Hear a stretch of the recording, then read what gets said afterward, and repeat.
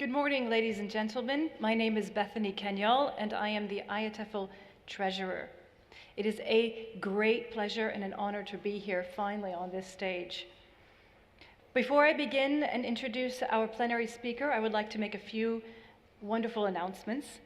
Thank you to a couple of our key sponsors who have some interesting sessions to attend today. Language Cert attends their signature event in the auditorium at 5:25, which is entitled Cultivating a Culture of Care in ELT, in conversation with Kieran Donahue, and visit them on stand 34. Along with IELTS, attend their pop-up session in the exhibition hall later today at 11:40 for Top 10 Tips of IELTS Academic Writing Task 1, and catch them on stand 38 in the exhibition hall. For those of you who teach or manage a language school or institution, consider giving your team a huge professional development boost through IATEFL's institutional membership. This unique membership package can welcome up to 16 members of your institution and offers multiple IATEFL membership benefits. Plus, you will have access to several copies of IATEFL publications and share those amongst your team. And you'll have exclusive institutional discounts on advertising within IATEFL Voices and on the IATEFL jobs market. And speaking from direct experience, I can definitely say that there are definite benefits to having one's institution be a part of the IATEFL family. I'd be happy to have a quick chat with any of you about that, about the benefits for your institution, or for more information, please visit the IATEFL stand during a break time or at the IATEFL registration desk. For any writers in the audience, the IATEFL Voices editor will be on the IATEFL stand in the exhibition hall today between 10:15 a.m. and 11:45 a.m. if delegates or members wish to find out more about getting an article published.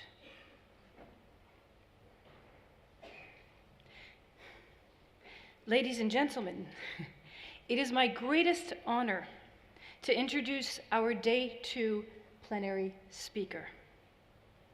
I would like to start by asking you a question. How many of you have a Divya in your life? Allow me to explain.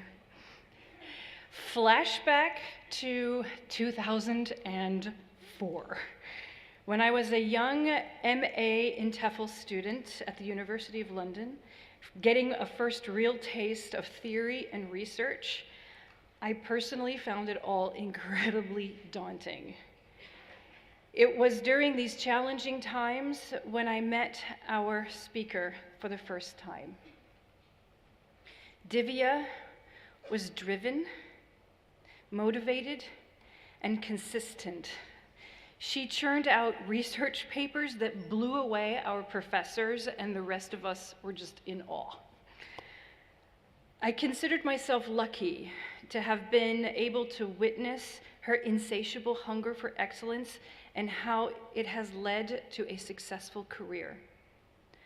From sharing a massive happy dance when Divya landed her dream job, teaching at one of France's top engineering schools, Centrale Supélec, to teaching and seeing the excitement that she felt when she became the leading EMI pioneer in France, and when she fearlessly founded France's first academic writing center for the Université Paris-Saclay.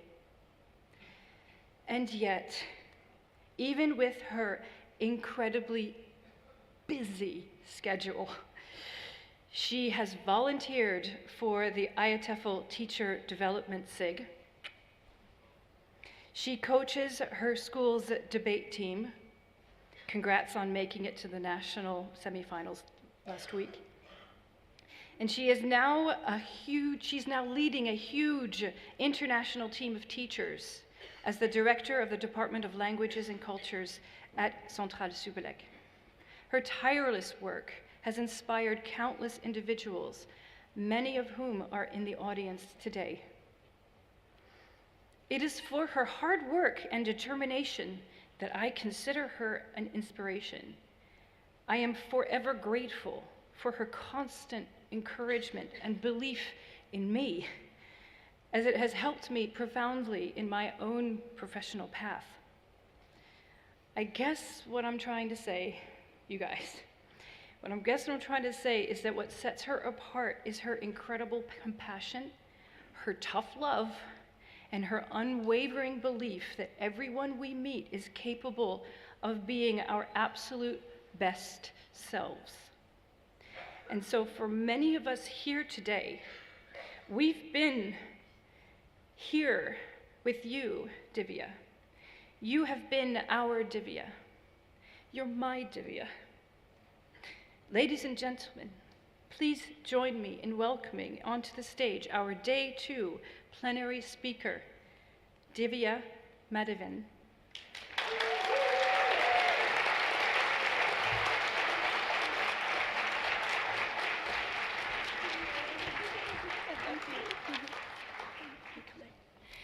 Thank you very much. Good morning, everyone. I am going to talk about coaching and mentoring as metaphors for leaning on the people around us. In ELT, we lean on each other an awful lot because it's how we grow as teachers.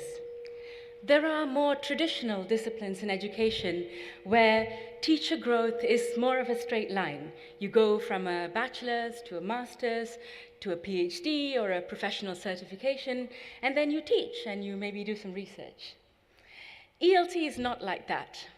Our realities are far messier. Some of us fall into ELT from other professions. So most of us study and get qualified while we work as teachers because it's the only way we can afford to do so.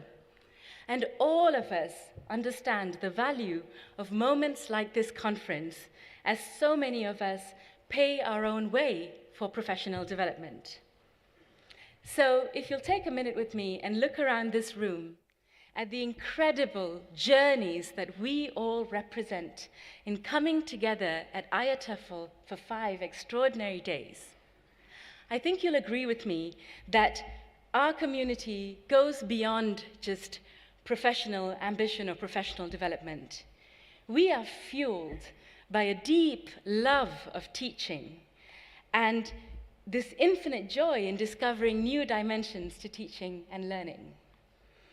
I've been an English teacher for 25 years. I've done most jobs in ELT, from private tutoring to teaching in companies, from primary school to higher education and everything in between. And I've grown a lot in the process. And today, some of the choices and decisions that I make influence how the teachers I work with are able to grow. And I've come to realize that, many of the choices that we all make every day influence how the people around us grow. So in this talk, I'd like to invite you to reflect with me on what it means to be a teacher who supports other teachers. What it means to, nurture other teachers' trust, to help them find confidence, to give each other courage, and to show each other perseverance. I grew up in Malaysia in the 1980s. English was the language that I spoke at home, and like so many kids who grew up in Southeast Asia, there were lots of conversations around status issues, about what kind of English, what accent, what register, what variety. And like so many of us in this room, I've had to casually and not so casually justify my connection to the English language at different moments in my career. And the most incredible thing that I've observed in these last few years especially is a leveling of the playing field when it comes to questioning the cultural and racial and gender privileges in our industry. And the conversation on inclusion is only just beginning. Today, I'm the director of a large language center in France with English teachers from Taiwan to Turkey via South Africa and Sweden. Teachers like us define the quality of English language teaching not only through how rich it is, but how far it reaches. This cultural shift of English as the world's international language has been challenging and moving our community forward for a long time. And with each stage, things get better and move forward, despite the journey having been quite messy. Change is messy because human beings are messy. Messiness is perhaps one of the most profoundly human qualities there is, because every human success is built in countless moments of failure and mess. And so, the starting point for my talk today is a mess. Well, not a mess, but the mess. The big mess of huge gaps in teacher pay around the world compared to other professions requiring similar levels of education. The mess of severely low-resourced environments in some parts of our community. The mess of most of us in this room having to work more than one teaching job to pay our rent and look after our families. Our incoming IATEFL president, Alex Popovsky, gave a talk in Malta in October, where she raised more than one sujet qui fâche, more than one sore point, regarding the working conditions of ELT teachers. I sat in the room and watched her full of admiration as she spoke her truth and took quite a lot of heat in the questions afterwards. And she took all this with incredible grace, and it made me reflect as I reflected on this powerful but disturbing talk in the weeks after the conference. I realized that the incredible thing is, in all this mess, we show up. We have this incredible capacity to put aside our difficulties and show up for our students. And teachers showing up is what has kept education moving forward since the beginning of time. A millennium ago, language teachers, there probably weren't English teachers yet, they were probably Latin and Greek teachers, witnessed the birth of higher education, and so began teaching things like critical thinking. They taught language, but they also probably had to do a lot of convincing parents to send their children to school in the first place. 5 centuries ago, English teachers like us had access to the printing press and taught things like literacy and grammar, and they helped their students aspire to higher level jobs because education became more widespread. 1 century ago, English teachers like us had the singular status of teaching not just a language, but the language of the most powerful colonial force in the world. And as the political world shifted and recentered, English became everyone's language, infused with the diversity that makes it all our own today. And so here we are, English teachers in 2023, where computer scientists are flirting wildly with biologists, as philosophers tag along on the date as a little bit of a third wheel, where we are in the era where higher education is being turned on its head by artificial intelligence. We are in the era of how-to guides, where everything from dieting to dreaming has advice, and expertise has become ubiquitous. And so, we are in the era of information overload, where language inundates us from every possible direction. The winners who will write this phase of history will be those who can see and think and communicate clearly. Clear communication has never been more essential to the advancement of society, and as teachers of language, our role is more important than it has ever been, and we continue to show up. Teachers show up. And that's amazing. They show up as teachers, coaches, as mentors, as nurturers, as lifelines, supporters, role models, underdogs, and cheerleaders in this complex landscape that is language teaching. Showing up deserves celebration, and showing up for each other deserves recognition. So I'd like to focus on two neighboring roles to teaching today: coaching and mentoring. Why are they relevant to our context? They're relevant because they help us frame different roles that teachers can take and better envision the kinds of spaces that we, teachers and education managers, would like to create and invest in for our teachers' growth. So, what is coaching? Coaching is all about honing specific skills and behaviors related to a task or a role. I'm a debating coach. I select and train students for competitive debates. I build an incredibly close bond with my debaters, yet this bond is laser-focused on our debating goals. The same goes for a football coach or a careers coach. There is a specific area that needs to evolve, and the coach's role is to guide their person, their client, their student, their colleague, towards evolving successfully. Today, I will stick to this very broad definition of coaching as a natural extension of the teaching persona, and I'm respectfully disassociating the professional certifications related to coaching from this discussion, because those are actual career paths that people grow into. They stop being English language teachers and they become a professional coach. So it's a little bit of a different conversation to what I'm trying to have. Now, here's the thing. A successful coach doesn't necessarily have to be an expert in the subject. What really counts is their ability to bring out the expertise and the skill in the person that they're coaching and help them achieve their goals. Coaches themselves need coaching sometimes. At a particularly difficult time in my current role, I was coached by a crisis management coach with whom I had the most amazing journey.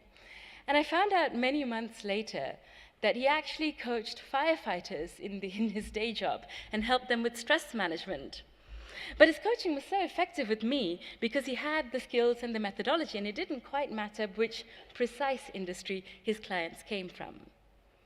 And so coaching is maybe the more natural relationship that we have with our students. What is mentoring? Mentoring is a little different. You can't mentor a team of debaters into winning a tournament. You can't mentor a squad of footballers into winning a championship. Mentoring takes time. This time spills across multiple spaces, and these multiple spaces reveal multiple goals.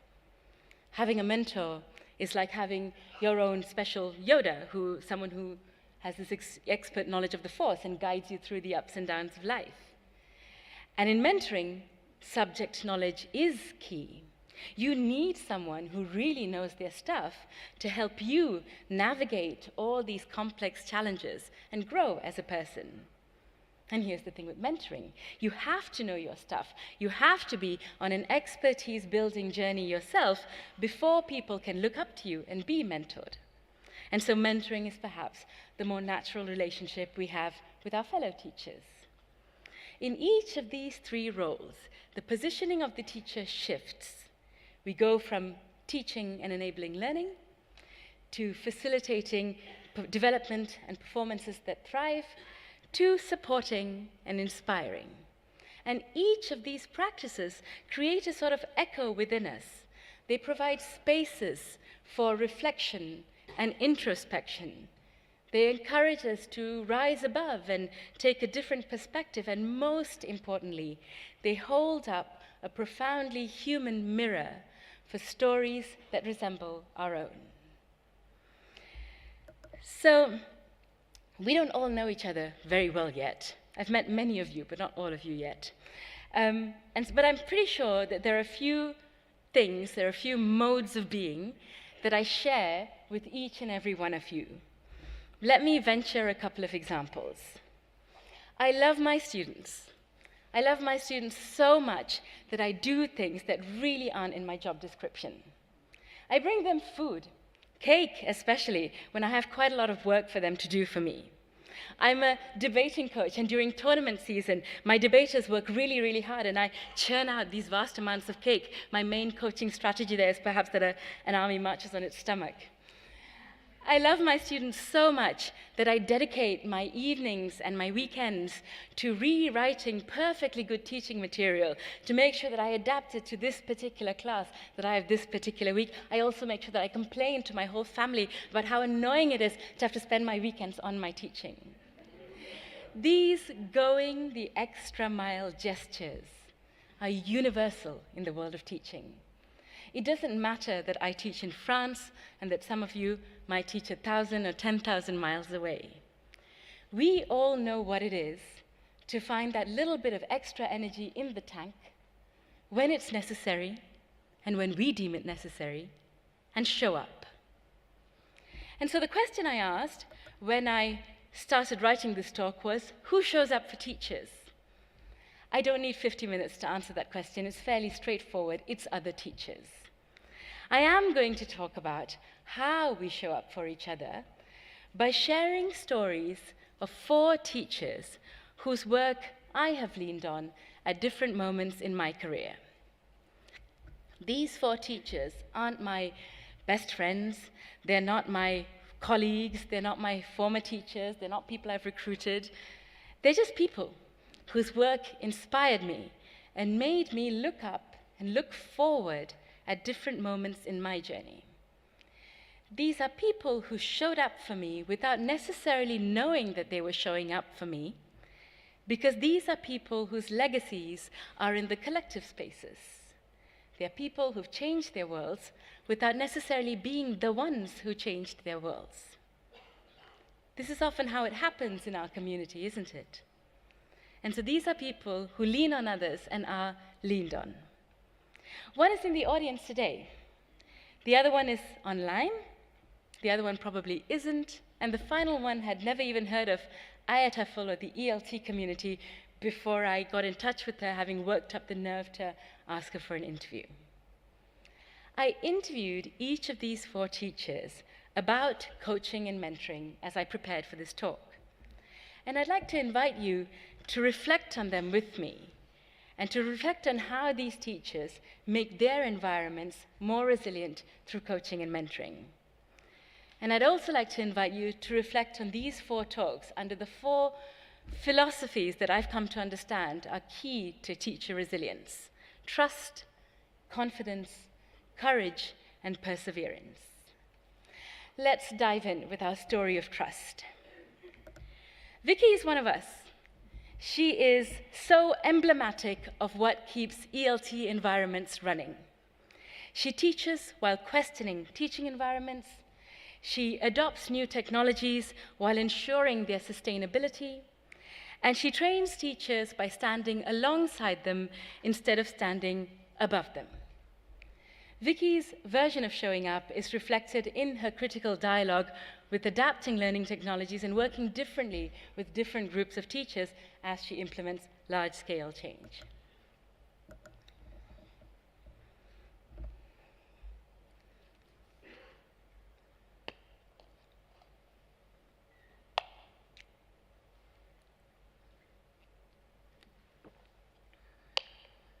I designed a project where we would move from a traditional curriculum into a project-based learning curriculum with everything that that entails, which was huge, huge amounts of work. But what I find interesting is that this meant a lot of mentoring the teachers to be able to carry out such a project. Especially mentoring teachers into the mindset shift necessary for an effective implementation of project-based learning. What I did is, instead of trying to push for it in a top-down manner, is I went to my most experienced teacher and I sat down with her and I said, look, I have this idea and I would like to know what you think of it and if you would be on board with making a huge change to the way we work at school. And of course I had been there for many years, and I think this also relates to the trust you build as a leader where you work. And so this teacher went like, if you think this is a good idea, I'm on board and we'll do whatever it takes. And so it was pretty easy then when we put it forward to all the rest of the teachers, because me and the most experienced teacher were on board and were happy with the changes. I think it was this teacher who was right on board from the very beginning, but then when we started implementing doing project-based learning in the classroom, she was used to more traditional teaching, so she was used to doing PPP all the time, and so it took a lot of work to work together to find other alternatives to presenting language specifically, for example. That was one of her main issues. Like, she was really worried that the learners would not have the language they needed to carry out certain projects. And we worked together to identify other ways of introducing language and other moments to introduce language, and to be a little more laid back in terms of, okay, let's wait, let's see what language emerges from students, let's see what they really need, and let's try to work on that language when they need it, not when we decide.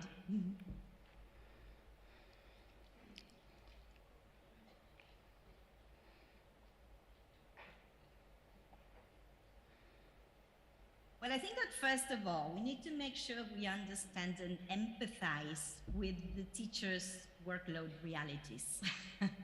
And then make sure we can support their struggles rather than adding to them. And especially in my country, in Argentina, most teachers work in many schools, 2, 3, even 4. Each school with their own requirements and expectations.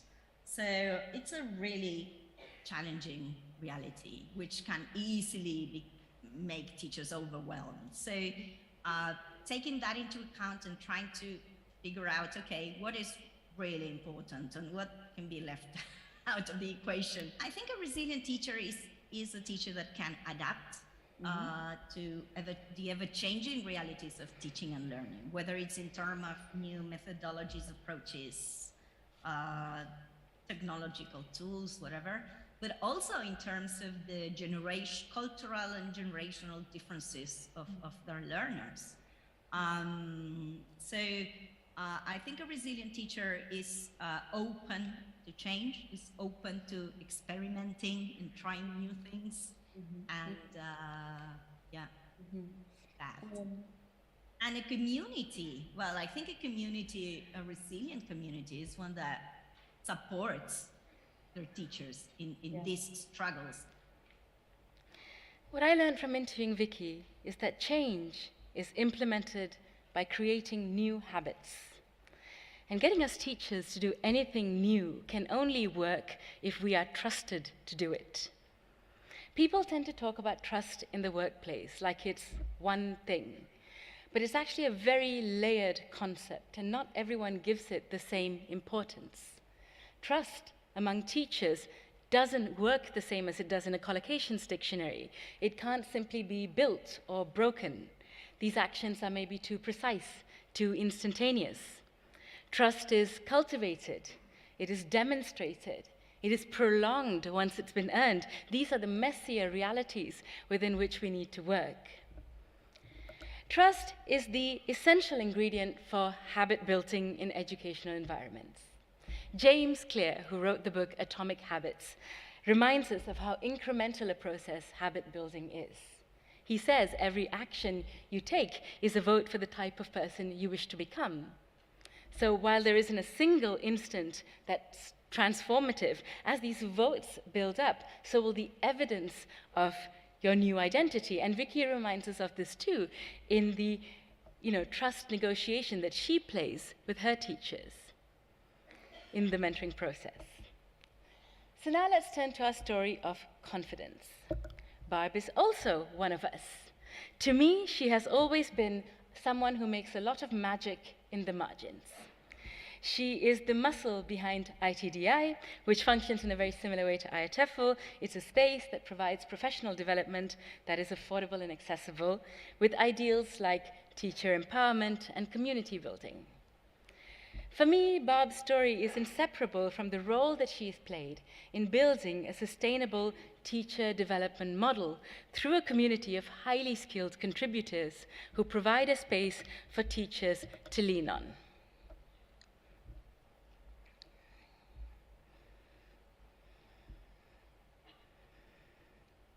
So I don't think there's any one set of roles that teachers take on. I think the ones that I see most frequently in the teachers that I would consider to be exceptional teachers is that they create a community in their classroom. And teacher trainer is the same thing, that they create a community where people, whether it's students or other teachers, feel safe. They feel like they can make mistakes and nobody will make fun of them. Or they feel like they belong. And when you teach, sometimes your classroom is the only safe place.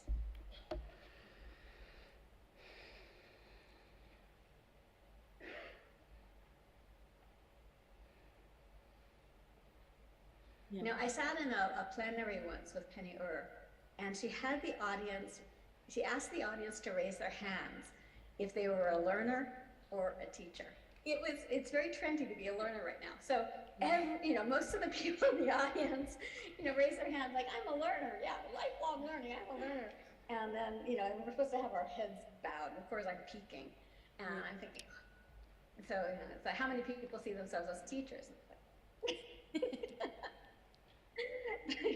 When I was in my teacher training program, they asked us to identify our teaching style. And, I'm a benevolent despot. I make the decisions in my class. That may mean that I have a very student-centered project, or I might hand over the control to the students, but it's a choice that I make because I'm the teacher. And we sort of put teaching at a lower level than learning. I mean, you can't be a teacher without learning, right? Any good teacher is always learning because, right, you have to stay ahead of everything that's out there. But ultimately, the one thing that a teacher can do that other people cannot is teach.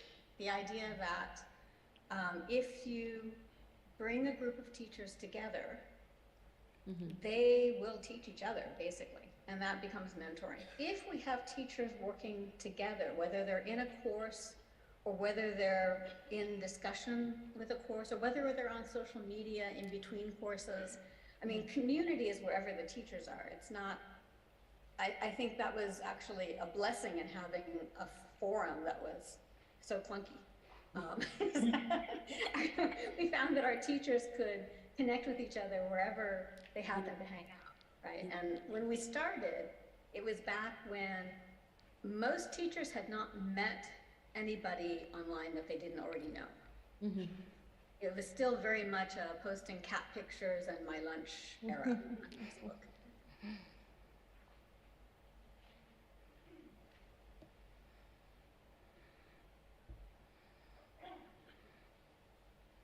If you bring in, especially like young learner teachers or non-fluent English speaking teachers, because teaching ability is not the same as language ability. Of course not, yeah. Right. And so if you bring in teachers who have a variety of backgrounds, and they believe that people are interested in what they have to say, then they start gaining confidence. And once they have confidence, then they start talking to other people. And then they start going to conferences or doing webinars or putting themselves out there because they know they've got a cheering section. Yes. Right? People who are going to tell them that they're wonderful. And it's not false praise. It's not trying to build somebody up just because. But it's people who genuinely think that you're wonderful. What I learned from interviewing Bob is that these frameworks of coaching and mentoring are built. They are built on purpose and they're built with purpose. And they need to be given space and recognition in order for them to work, because cultivating new habits requires space. And she's right when she says that we sometimes have a tendency to see our classrooms as having two sides, a teaching side and a learning side. But what if we were to just consider the role of a teacher in a more nuanced version? Henry Giroux has had us questioning for decades whether teaching is about being the sage on the stage or being the sage on the stage or the guide on the side, that's it. And as we reflect on how confidence is built, I think it's also important to reflect on where confidence is built. Confidence is built in the social environment of a classroom, with all its complex human mechanism. And so while critical pedagogy is no stranger to ELT, in many education management contexts, we need reminding of its lessons in questioning the social mechanisms that we take for granted. So speaking of taking things for granted, I'd like to now move to our story of courage. Patricia is a school leader who worked in the UK in the 1970s, and then in South America, and more recently in Southern Africa. She's amazing. Please Google her. I met her about 10 years ago when we were both students on a course, and I was very impressed by her capacity to zoom out and to always see the big picture of what was really happening.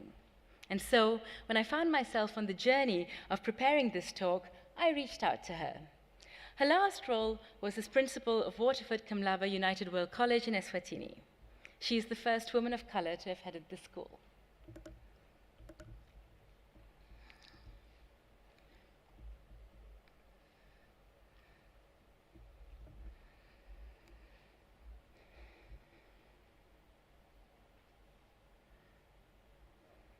I think the resilience and the possibility of resilience is created within the environment of the school. And a teacher who may have been very resilient in one environment may not be in another because of that school environment. And so one of the really important roles that I think a leader within a school plays is to create that environment in which everybody can feel safe. Yeah? And if you feel safe, and if you feel that you can be who you want to be, then it is possible for you to try things out, perhaps fail, and know that there is a whole body of people who will support you to be successful with your students.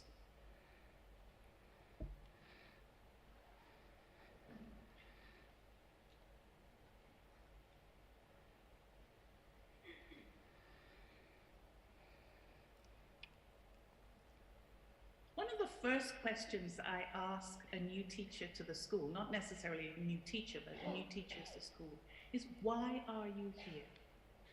That's the only question I ask, and I ask everybody, school, teacher,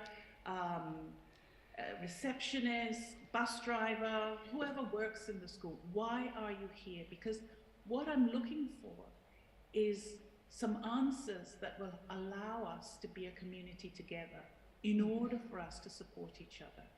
You know, very recently in my last school, we went through civil unrest, right? The school was closed.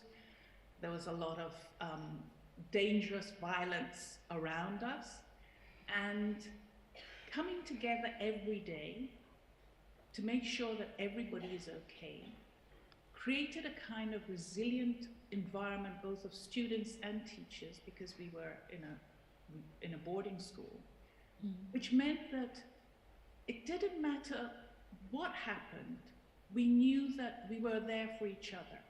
Actually, people began to step up to the plate in ways that I could never have imagined otherwise. And actually, I did too, you know, when at 2 o'clock in the morning, it was freezing cold outside and I had to do my rounds of the school. Sometimes, you know, I didn't want to go out there. It's really interesting when you begin to understand the multi-talents that you have as an individual, as a professional. And so when individual teachers understand how talented they are, how much they have within them to give, because they are in environments where they can show that and can try things out and become the person that they want to be. I think that's also very rewarding for me as a co-coach in that situation.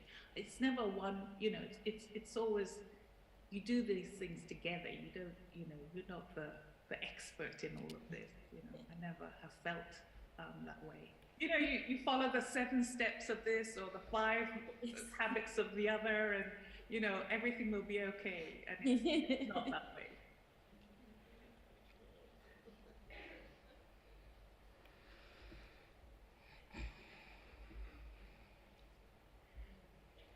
Although we are such a multicultural, multilingual, multi-ethnic world, and especially in cities where you may have colleges and schools and international schools, the way in which schooling is done hasn't really changed over the last 100 years or so.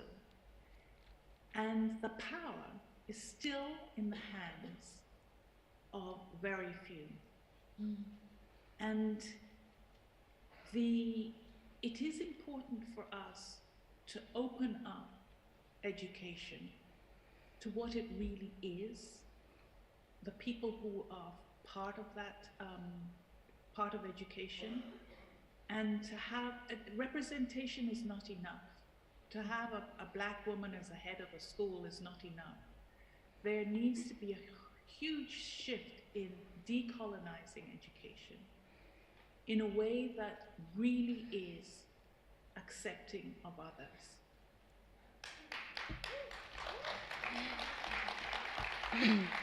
What I learned from interviewing Patricia is that we all need courage when we show up. Having courage shapes our every decision. The battles we choose to fight, the ones we choose to lose, the ones that we bring back to the table later, and the ones that we leave behind. These are all decisions and actions that are rooted in courage. Courage is speaking up, and courage is also acting up when necessary. Pedagogy of the Oppressed taught me everything I know about what matters about being a teacher. I have read it again and again, and each time found a little more meaning in this tiny 100-page book written by the Brazilian educator Paulo Freire in the 1970s. It's a book that's helped me recenter and reprioritize when things get too busy or too blurry. And where are things recentered and reprioritized? It's in our collective critical consciousness, which is the whole point of this beautiful mess that is education. The point is that each of our students should leave our classrooms a small step closer to being a change agent in society.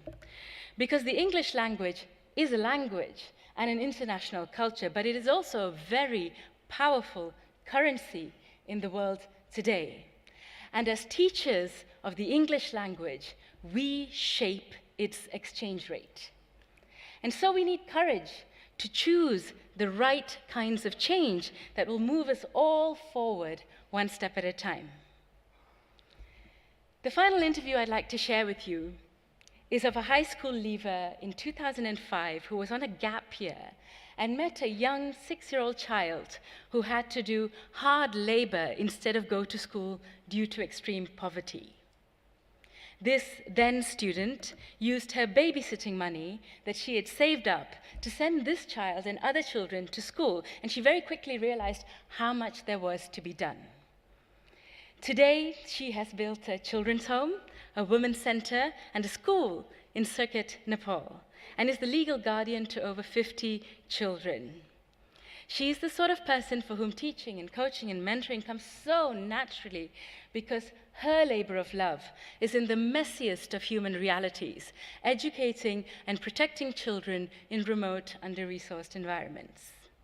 It is my absolute honor to introduce this last interview with the CEO of the Blink Now Foundation 2015 CNN hero, Maggie Doyne, our story of perseverance.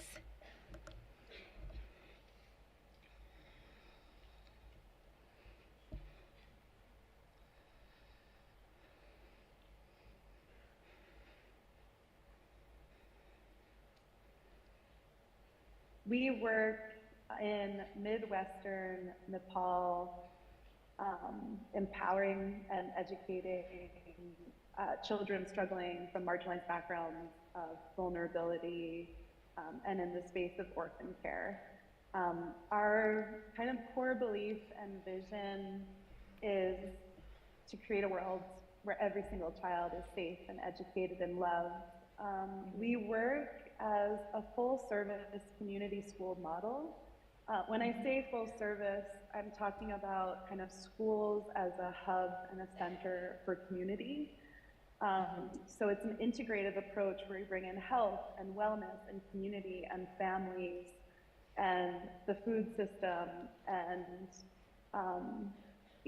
literacy, the women in the community, connection to nature, so that the school, in a sense, serves more as a community space and a hub, even more so than just sort of like a center for education.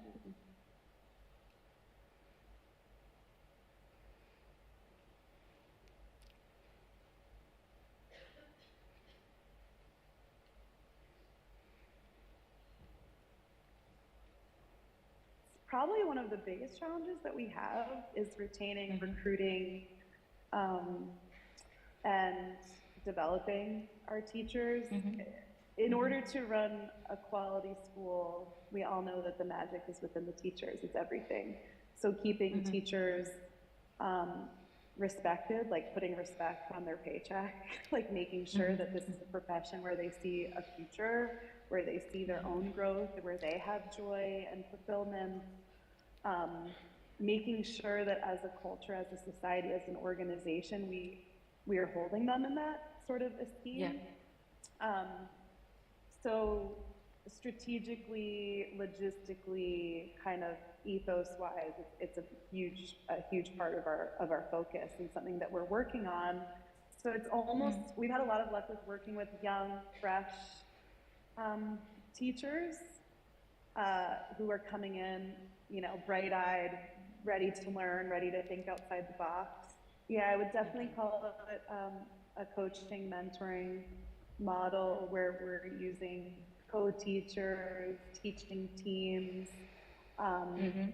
different experts kind of modeling examples, but then coming in and watching and guiding, bringing in strategies and building capacity. So we bring in, we're pairing up the teachers with more senior teachers or folks who have been here longer and have had that training.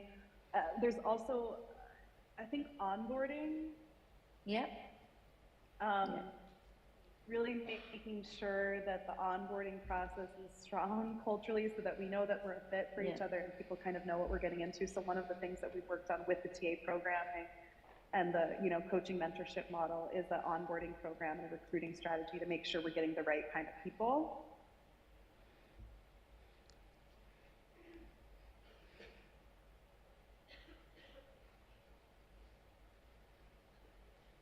So for me, I look for intuition, or a very intuitive teacher, a strong sense of self. Like it's in them.